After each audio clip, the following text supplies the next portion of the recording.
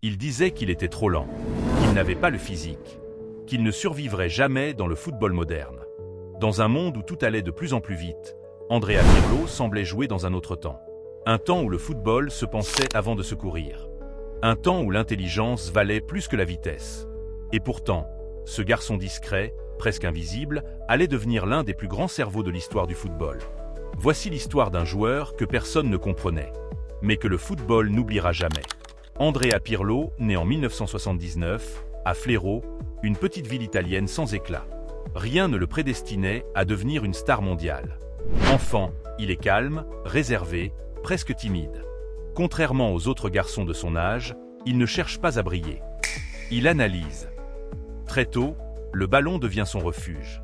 Mais déjà, il joue différemment. Là où les autres foncent tête baissée, lui lève la tête. Il cherche la passe juste. Le bon tempo. Le bon moment. Ce n'est pas un joueur spectaculaire, mais un joueur intelligent. Pourtant, dans le football italien de l'époque, on valorise la force, l'agressivité, l'intensité. Pas la lenteur. Pas la réflexion. Pirlo est vu comme un joueur trop fragile, trop lent, trop discret. Il progresse, mais sans attirer l'attention. Dans les centres de formation, certains entraîneurs doutent. On lui répète qu'il doit courir plus, tacler plus, être plus dur. Mais Pirlo ne changera jamais sa nature. Il croit en son jeu. Il croit en sa vision. Et surtout, il croit que le football se joue avec la tête avant les jambes. Sans le savoir, il est déjà différent.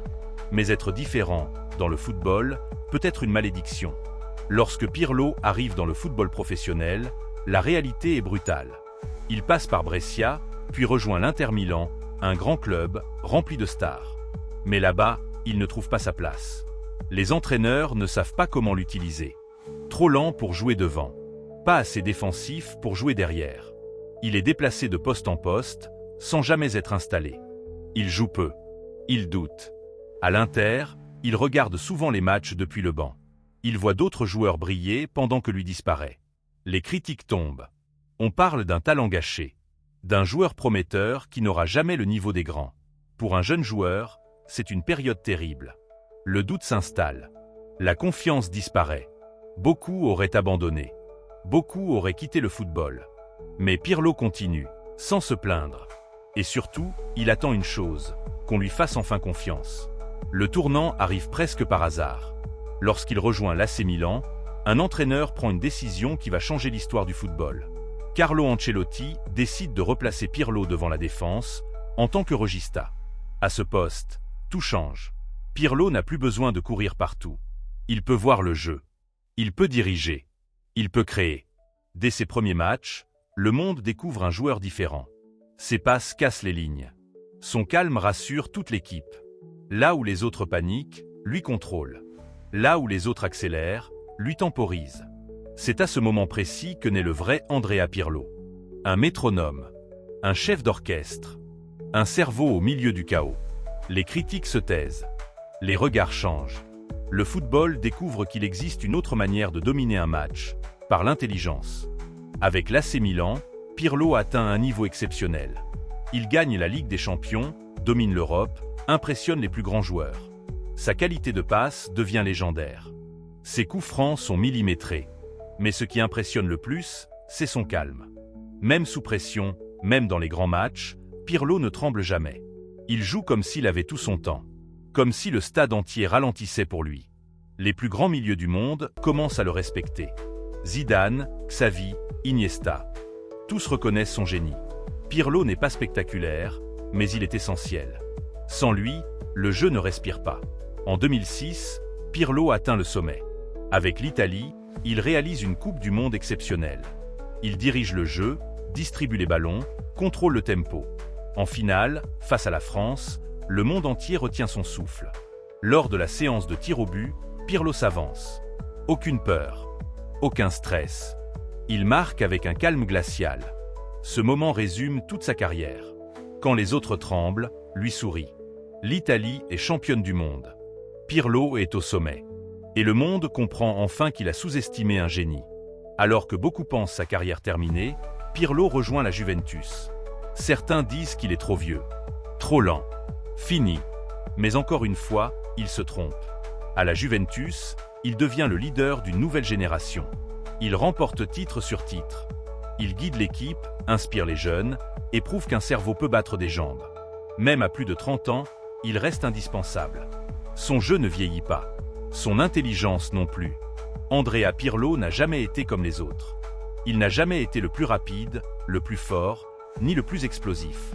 Dans un football moderne obsédé par la vitesse et la puissance, il semblait presque hors du temps.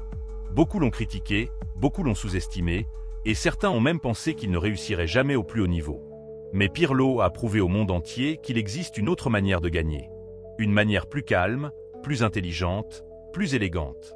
Son histoire est celle d'un homme qui a refusé de changer pour plaire aux autres. On lui a demandé d'être plus agressif, plus physique, plus dynamique, mais il a toujours choisi de rester fidèle à lui-même. Là où les autres couraient, lui réfléchissait. Là où les autres paniquaient, lui restait serein.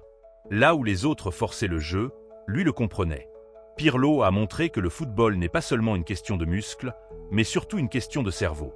Il a prouvé qu'un simple contrôle, une simple passe, une simple décision prise au bon moment peuvent être plus puissants que n'importe quel sprint. Il a transformé le poste de milieu de terrain en un art fait de précision, de vision et de sang-froid.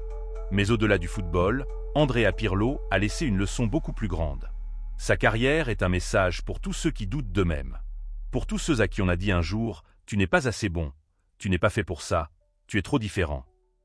Pirlo est la preuve vivante que la différence peut devenir une force. Que ce que le monde voit comme un défaut peut en réalité être un talent unique.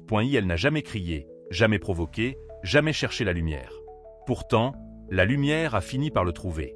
Parce que le talent véritable finit toujours par être reconnu. Parce que le génie, même silencieux, finit toujours par parler plus fort que le bruit. Aujourd'hui, Andrea Pirlo est respecté par tous, supporters, entraîneurs, et même les plus grands joueurs de l'histoire. Son nom est associé à l'élégance, à la classe, à l'intelligence du jeu. Il a inspiré toute une génération de footballeurs qui ont compris grâce à lui qu'il existe 1000 façons d'être grand. Et quand on repense à son parcours, on réalise à quel point il revient de loin. Le jeune garçon trop lent, trop discret, trop fragile, est devenu un champion du monde, un multiple vainqueur de Ligue des Champions, une légende éternelle du football italien. Andrea Pirlo nous a appris une vérité essentielle. On n'a pas besoin d'être comme tout le monde pour réussir. Il suffit d'être soi-même, totalement, pleinement, jusqu'au bout. Et c'est pour cela que son histoire ne sera jamais oubliée. Parce qu'il n'a pas seulement joué au football. Il l'a réinventé à sa manière.